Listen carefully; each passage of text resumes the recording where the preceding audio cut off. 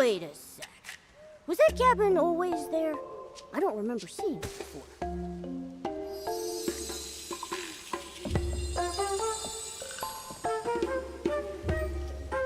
The glimmer landed on that book. Hold on. Is that... A collection of poems?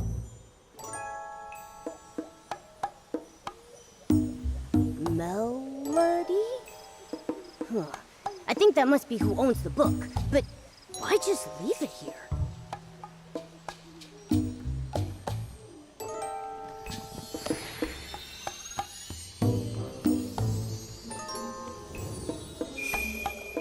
Huh? It went inside?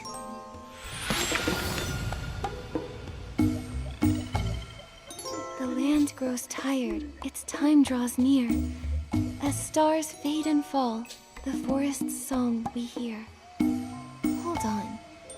Momo, doesn't this sound exactly like the poem Miss Ada gave us?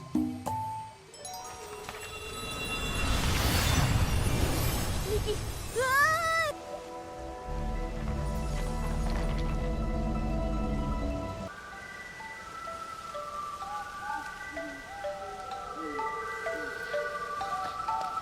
This place...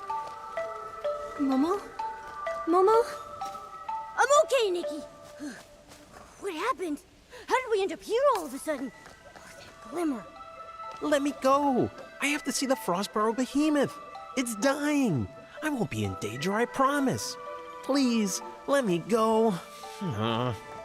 Frostbow behemoth? Momo, let's go take a look.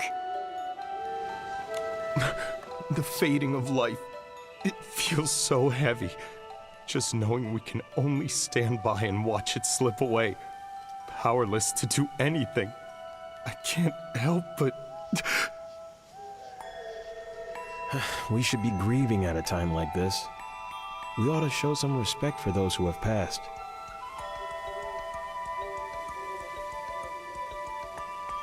What's a bard doing here at a time like this? Just singing and playing like nothing's happened? I mean, the lyrics sound like a mourning song for the Frostburrow behemoth, but shouldn't that melody feel a bit more somber? Maybe everyone's mood is rubbing off on me. Now my heart's aching. Mine too. But that bard seems to be having a pretty different reaction, don't you think? Let's go talk to her.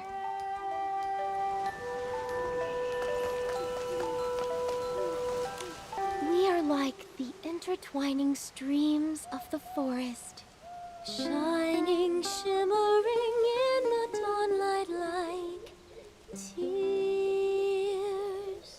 Teardrops? I think teardrops works better, like trembling dewdrops in the morning light. It keeps the poem's airy rhythm while adding a touch of gentle sorrow. Teardrops. Teardrops. You're right! It does fit! Thank you, miss. Oh, and your little round companion, too. Are you also here to bid it farewell? What do you mean by it? Oh, you must be passing through, I take it. Or stylist, perhaps? Such a shame. The Forest of Slumber isn't exactly the best place to find inspiration. Momo and I came here for the Frostbow behemoth's slumber, but we've run into some strange things that we don't quite understand. That's right. We planned to come straight here, but we saw this cabin right near the Forest of Slumber.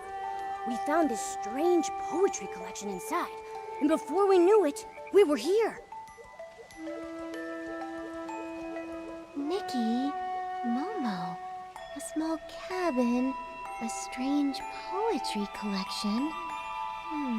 Well, whatever the case, since we're all here for the Frostbow behemoth, that makes us friends. Please, allow me to introduce myself.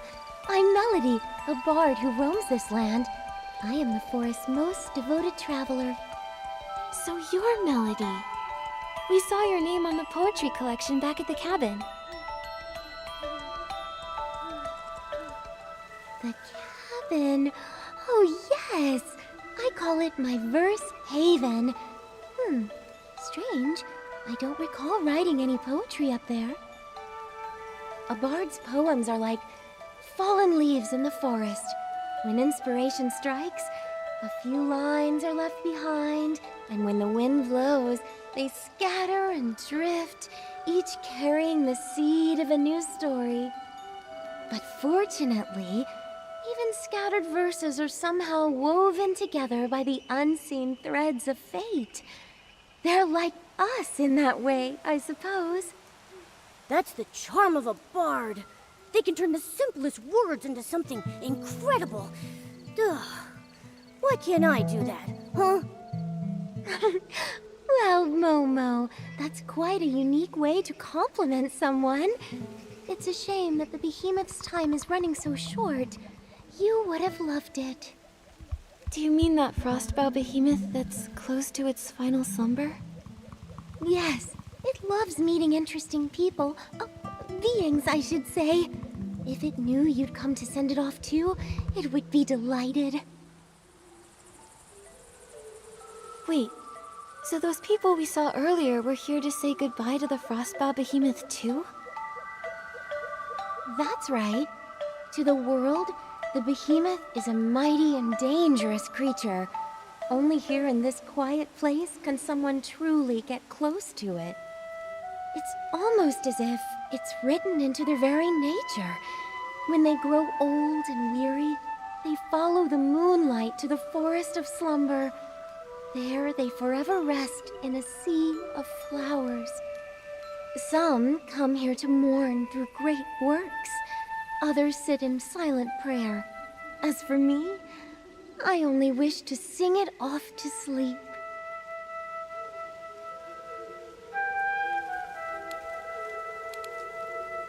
It sounds like you and the frostbow behemoth have a very special bond. But your song, it doesn't sound sad at all. If anything, it feels quite cheerful. Why is that? I know what you mean. The behemoth and I are close friends, and I'm heartbroken to say goodbye. At the same time, though, who says a farewell must be filled with sorrow? For behemoths, the final slumber is a brand new beginning. They continue to watch over the forest in a calmer, more eternal way. I would much rather send my friend off with joyous verse than do nothing but drown in my tears. I see. But still, that doesn't change the fact that it's leaving, does it? We won't ever see it again, right? Even so, we'll be okay. Life is a long poem, and every line deserves to be savored. Here, take this. It's a poem I wrote. May it inspire you on your journey ahead.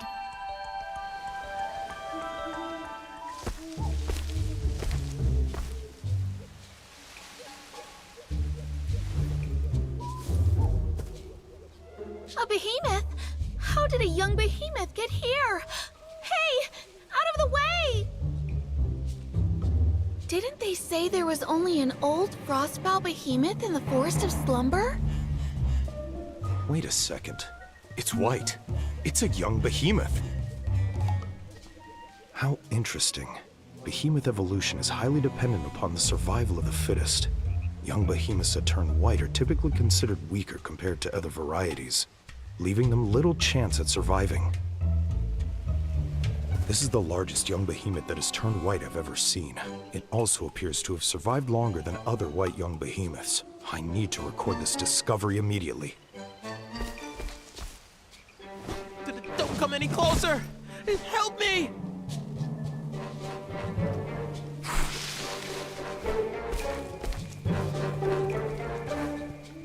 Watch out, Nikki! Don't worry. I'll protect you. It's okay, Momo. By the looks of it, this seems to be a fairly young, sprout-born behemoth. It's likely much less aggressive than a fully grown one. However, it's clearly agitated. We'll need to find a way to calm it down first. You're right. If it keeps running around like that, it might hurt itself, or put others in harm's way. Let me try.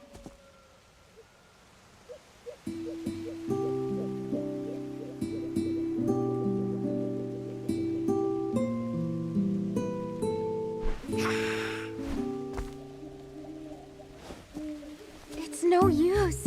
It's much too frightened. My poetry can only do so much. Wait, I think I know what's wrong. The poor thing's caked in mud. It must be uncomfortable. That might be what's making it so anxious.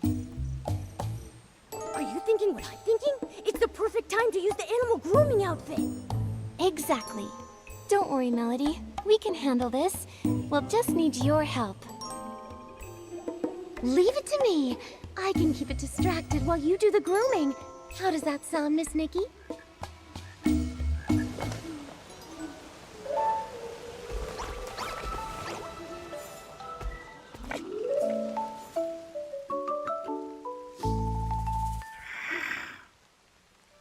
Nikki, are you okay? I'm fine, don't worry. The behemoth looked so scared while I was grooming it, but it never tried to attack me. I don't think it meant me any harm. This young one is quite a bit smaller than an average sprout-born behemoth.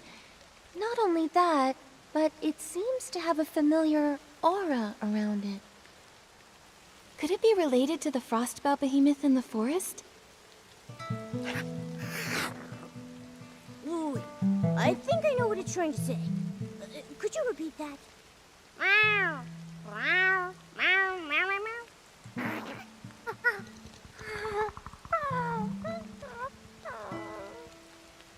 Oh, human. Forest. Fell over. Help? Behemoth language is a little tricky, but I think I got the gist. It's asking us to head to the forest and help save the frostbow behemoth. Melody, do you really think the frostbow behemoth in the forest is beyond saving? Miss Nikki, do you know why we call it the frostbow behemoth? Frostbow. Boughs! Is it because the horns that sprout from its head will eventually grow into the shape of tree boughs? Wow, good eye, Miss Nikki. Sprouts symbolize new life. Every young behemoth is like a newly sprouted spring shoot, full of vibrant energy. That's why they're called sprout-born behemoths. As they grow older, the sprouts on their head grow strong, stretching into giant branches before withering away and falling off. Their fur becomes snowy white, and their towering horns spread out like branches in the wind. It's when the last flower on their branches withers away that their life comes to an end. For the behemoth, this is the circle of life. For you and me, the same can also be said. We too must meet our end one day. I see. But... Melody, I still want to follow the young behemoth into the forest. What if there's still hope? Maybe the frostbow behemoth is just sleeping. No one's ever seen it themselves, right? Everyone only knows it from that poem. All things have cycles, beginnings and ends, like leaves falling to the ground. It's something we can't change by will alone. But you must follow your heart, Miss Nikki. This instinctive love for life of yours, I believe it's the most admirable thing about you. Thank you, Melody. Then, would you like to come with us?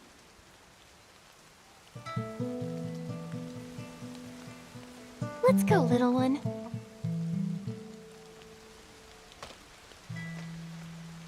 The Forest of Slumber is still the behemoth's domain.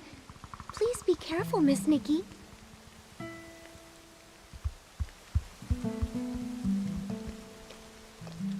right then. I wish you luck on your journey. Close your eyes, time to rest, time to keep the promises that we made.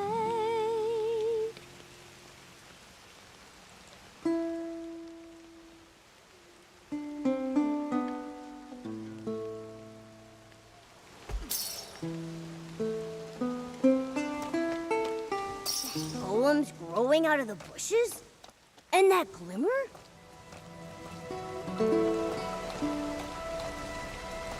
If all seems pointless, will you still pursue? If the ending's already set, would you write it all the same? Momo, this is... Nikki, look! What is that?